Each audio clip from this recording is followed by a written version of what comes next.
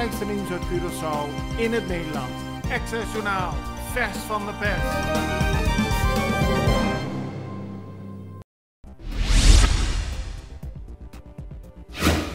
De Extra meldt vandaag dat er minder interesse is om vuurwerk te verkopen dit jaar. Traditiegetrouw zijn er op Curaçao veel verkooppunten, maar de krant schrijft dat er dit jaar verschillende verkopers zijn afgehaakt vanwege de coronasituatie. Het is nog niet zeker hoe er op Curaçao oud en nieuw kan worden gevierd. Ook speelt de slechte economische situatie een rol. Verschillende verkopers die vorig jaar wel verkooppunten hadden, trekken zich dit jaar terug. Ook zou angst voor coronabesmettingen een rol hierbij spelen. De stroomstoring van vorige week is het gevolg van een technisch probleem volgens minister van Economische Ontwikkeling Steven Martina. Hij stelde gisteren dat Aqualectra heeft vastgesteld waar het probleem zit, maar heeft nog niet kunnen vaststellen wat de oorzaak is van het probleem. En daarom, zo zegt de minister, zijn er nog steeds bepaalde risico's dat dit weer kan gebeuren. De situatie is nu redelijk stabiel, maar zolang de oorzaak onbekend is, blijven er bepaalde risico's bestaan voor wat betreft de stroomlevering.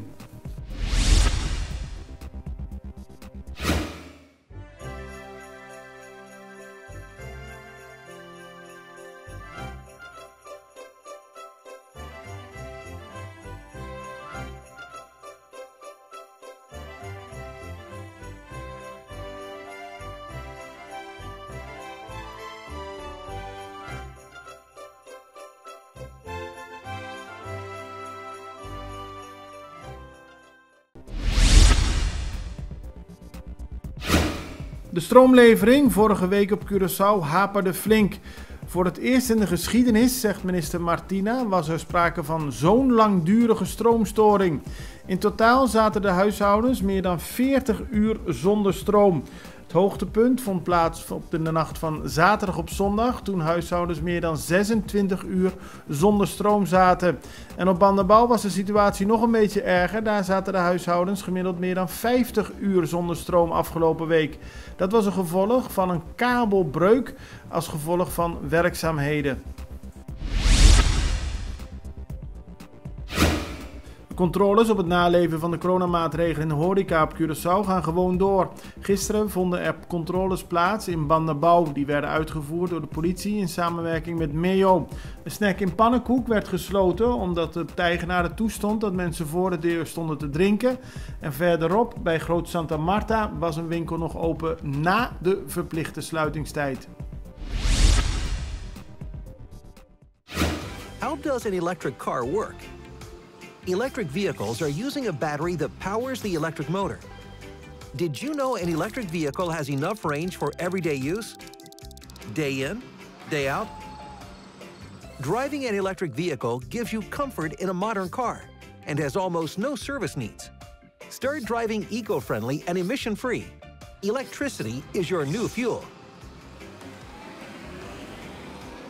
For more information about electric vehicles, please visit dpoint.net.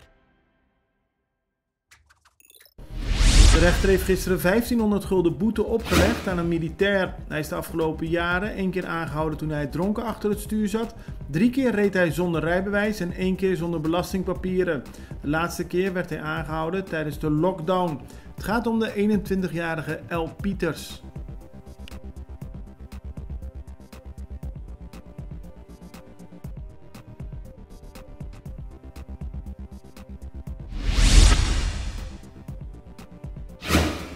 De Curaçaose bodybuilder Roelie Winklaar kan niet meedoen aan de Mr. Olympia verkiezingen die binnenkort in Orlando, Florida worden gehouden. Winklaar is positief getest op het coronavirus. Roelie Winklaar is een van de bekendste Curaçaose bodybuilders. De afgelopen jaren haalde hij verschillende internationale prijzen. In 2018 kwam hij bij de bovenste 3 terecht tijdens de Mr. Olympia verkiezingen.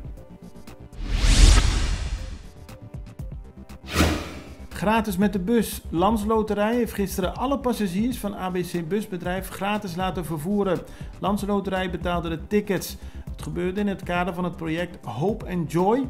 En Landsloterij heeft laten weten nog lang niet klaar te zijn met acties deze maand. Het belangrijkste nieuws uit Curaçao in het Nederland. Access Journaal, vers van de pers.